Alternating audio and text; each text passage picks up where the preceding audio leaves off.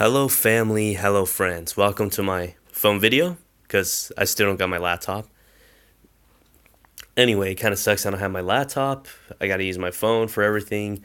Still trying to figure out how to edit, but anyway, you won't see my face in this video. You'll just see my phone. Like my Chick-fil-A app and some other crap. Anyway, so the whole point of this video is I'm going to talk about two important things. Number one is Xi Jinping. And number two is mainland Chinese students and Hong Kong students living abroad, just living their life in another country, going to university, mainly university. So let me rephrase that. So number one, I'm going to talk about Xi Jinping and why he's a hypocrite in China. The next one is basically Hong Kong students who went to UC Davis. UC Davis is in Northern California. Anyway, I'm going to try to read some articles and I'll show you what I think about it, give you my thoughts, and maybe educate some mainland Chinese students about what you shouldn't do if you go to university in the United States. And yeah, let's go on with that. Anyway, let's move on. Now, the first one I'm going to discuss, let me pause that video. Excuse me. So, mainland China Hong Kong conflict fell at UC Davis. So, basically, in this article, what happened was there were some Chinese students, mainland Chinese students and Hong Kong students. And basically, what happened was basically, what happened at UC Davis is these students, these protesters, Hong Kong protesters, they were just expressing their freedom of speech, because of course, if you go to university in America, you could kind of express it. I mean, sometimes you can't, sometimes you can, politics is always complicated. It could get tense because one side doesn't want to listen to the other side. So anyway, this kind of hit close to home, mainly because I'm from California, and I was just surprised the protest would ever happen around my home. People, mainland Chinese students and Hong Kong students fighting. And that's why I was kind of upset. You can even read it right here. I think it's right here. Stand of solidarity, mainland supporters. Oops, ignore that text. A mainland supporter came to U.S., ripped down our Hong Kong flag, screaming at us. Kimberly, she says that despite the pushback, they remain focused on the fight for basic freedoms.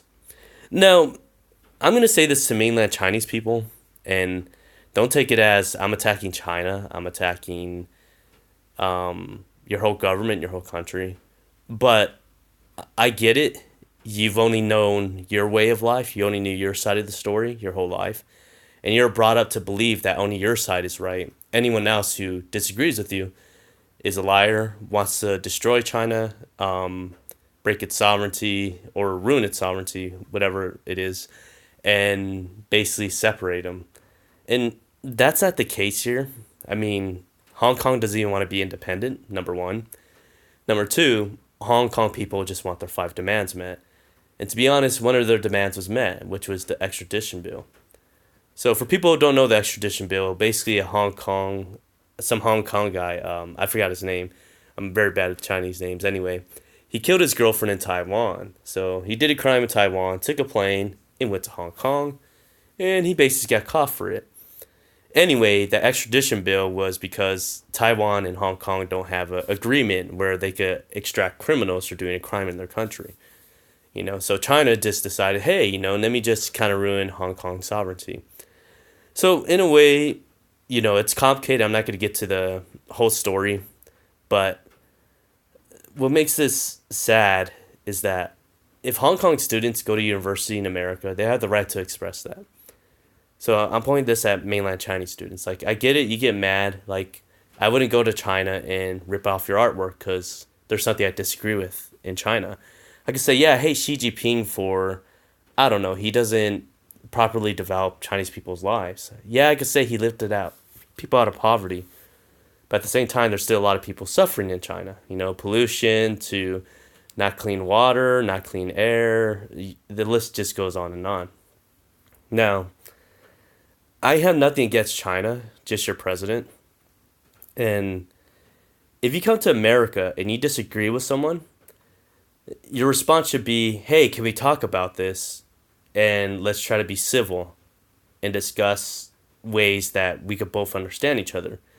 Instead, this mainland Chinese dude decides to rip down the Hong Kong flag and scream at them. That's something you don't do in America if you're a mainland Chinese student. I mean, if you're gonna do that and you can't stand people criticizing China, then don't study in the United States. You could go stay in China. If China's so good, stay in China. Don't even study abroad. Stay in China. Better yet, if China's so good and you think it's like this fun loving place with rainbows and butterflies, stay in China. Don't get an education in America, stay. And sorry to put it that way, sorry to say it so bluntly, but you got to remember the world doesn't revolve around you. And if you can't take criticism, don't study in another country. I mean, even people in the West, we criticize ourselves all the time. Chinese people, people in China, I'm not saying all Chinese people, but majority of the time, China is always seen in a positive image. In the West, you hear the positive and the negative. In China, that's very rare. So, oh yeah, China's economy is doing good. Yeah, the West is doing bad, but China's always strong. Or Master Xi or Emperor Xi Jinping, because I'm gonna call him Emperor. He's not president. Emperor Xi Jinping, he's building up China. He's the best. Like you don't under begin to comprehend what it's like to live in a free country, where you get talk up shit about your leaders and get away with it. In China, you can't do that. So I get it. All you've known is positive things about China, but if you can't take criticism of what's wrong with your country, don't study in another country. Because people are going to criticize, and you just say, hey, maybe China needs help with this, but China does better at this in America than Americans, or China's very more good at digital prices or phone technology. Anyway, I'm just using that as an example. So anyway, let's move on. This is for Chinese students personally, because remember, Xi Jinping keeps on saying, "Oh yeah, the West is this, the CIA is involved." The West always makes Chinese people look weak. So, if I was, let me go to the article first. If I was president and I had a daughter and I lived in China, for example, and I was the leader, and I wanted to make my motherland look good, I would send my daughter to the best college in China, for example. So here's Xi Jinping.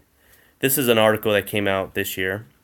Basically, he sent his daughter back home, back to the United States to resume studies at Harvard. Now, let me say why this is very hypocritical, because for this leader to say, oh, China's this and China's that, or China's the best and we gotta help our motherland, it's like, dude, if China was so good and it's like this good country and there's so much good things about it, you shouldn't have to send your daughter to the United States. And for Chinese people, before, because some Chinese people I talked to, they're like, oh yeah, but China's more safer than the United States. I was like, yeah, but that kind of makes how can I say, you kind of contradicted yourself. And when you say China's safer than the United States, I was like, why would he send his daughter to another country? If I knew my country was safer or another country was more dangerous than my country, why would I send my daughter there? And here's Xi Jinping. He sends his daughter to resume studies in America. So, she went back to Harvard, previously completed her undergraduate studies at Harvard in 2014. She was born in 1992. Oh, same year as me, so same age. So some observers also consider the move, if true, to be a potential safeguard sending his daughter back to the U.S. Might be considered a diplomatic measure to signal trust in Washington, and also means for Xi to remove his daughter from harm if factional struggles within the Communist Party were to ever threaten Xi's grip on power. Excuse me. So yeah, I don't know if that's true. I don't know if he sent his daughter because, it's not safe right now in China. I don't know the whole gist of what's going on. But to say that the West is bad or China's better than the West, I get it. You have your opinions. Yeah, there's some things China's better at than the United States.